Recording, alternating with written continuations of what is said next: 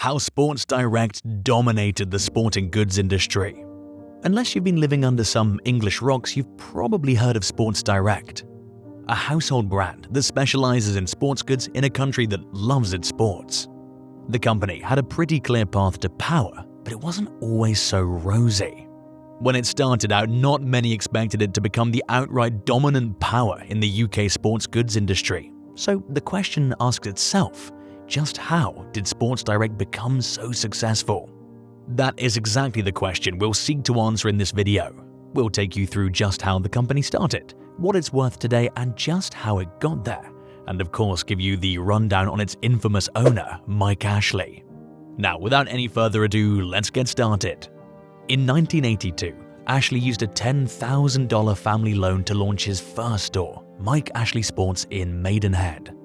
The Ashley family moved from Walsall in the West Midlands, where he was born, to Burnham near Slough when he was a young child. After graduating from high school at 16, he worked as a squash instructor before going into the retail industry. An injury ended his dream of becoming a professional squash player, which had always been his original goal. The shop was profitable though, and business slowly flourished. As a result of an influx of private funding and more regional openings, his chain grew in London in the early 1990s. By the turn of the millennium, his chain of stores, which had been rebranded as Sports Soccer, had been expanded to an estate of about 100 locations. The chain underwent a number of rebrands over the course of the following several years, briefly taking on the name Sports World before settling on its current moniker, Sports Direct. Sports Direct was able to outperform more established competitors by offering steep discounts on must-have Nike and Adidas apparel, as well as by purchasing once popular sports companies like Donné, Lonsdale and Dunlop Slazenger and branding their names on low-cost but lucrative apparel. By swallowing up these smaller competitors, Ashley was able to expand his modest chain nationwide. A close-knit group of devoted employees, including his brother, assisted him in this effort to great success. In 2000, David Hughes, the chairman of the now-defunct All Sports chain, invited Ashley, the head of a rapidly expanding but still modestly sized player, to his Cheshire home to negotiate the cost of a new Manchester United kit. "There's a club in the north, son, and you're not part of it," Dave Whelan allegedly said to Ashley after mistaking the casually dressed Ashley for the gardener. Dave Whelan was the then boss of the rival JJB Business. Ashley thereafter became a whistleblower, accusing his rivals of fixing the price of replica football shirts and reporting them to the Office of Fair Trading. This resulted in dawn raids and multi-million-pound fines. After All Sports and JJB Sports eventually went out of business, only JD Sports and France's Decathlon remained as sizable competitors for Sports Direct. By July 2008, Sports Direct also owned 12.3% of the John David Group, which is the parent company of JD Sports. In November 2013, the stake in JD Sports was 11.9%. Amer Sports was originally 5% owned by Sports Direct. Then in 2012, for about £24 million, Sports Direct acquired competitor shop JJB's name, website, 20 stores, and all of their inventory. Ashley, however, didn't really come to the fore until Dave Forsey, his former chief executive, left the company in 2016 as criticism of Sports Direct's corporate governance and working methods grew. His interactions with the city, the media, and even business partners have been tumultuous, to say the least. And because of his choice of chairman and how he treated employees in the wake of a Guardian undercover investigation, he's had to deal with many shareholder uprisings. After it became known that Sports Direct had been paying a business owned by Mike Ashley's brother to deliver online orders outside of the UK, a vote was cast against the former chair Keith Hellawell.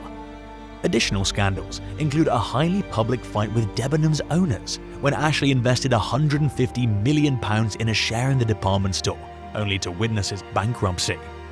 The entrepreneur allegedly puked into a fireplace after a management meeting that was effectively a pub lock-in, and would take naps under tables at boring sessions, according to former consultant Jeff Blue's court testimony in 2017. Ashley ultimately prevailed in the case.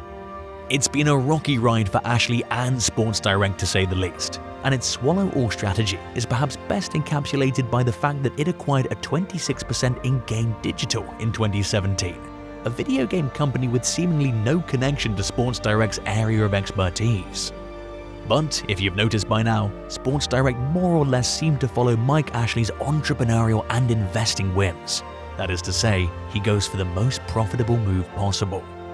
The firm is currently regarded as Britain's top retailer of sports goods and is well known for its steep discounts, an extensive selection of goods and brands, and outspoken efficiency with occasionally contentious methods. The group divides its operations into three categories: sports retail, premium lifestyle, and brands. 85% of the company's revenues and nearly all of its operating income come from the sports retail business, which serves as the company's linchpin. It operates more than 680 stores, 455 of which are evenly distributed across the United Kingdom, while the remaining ones are found in Ireland, Western Europe, and Central Europe. Sports Direct has competition for market share from JD Sports, DW Sports, Amazon.co.uk, and to a lesser extent TK Maxx and Primark, in addition to small independent stores. Additionally, the division results include the company's gym operation, which was primarily fueled by the acquisition of LA Fitness.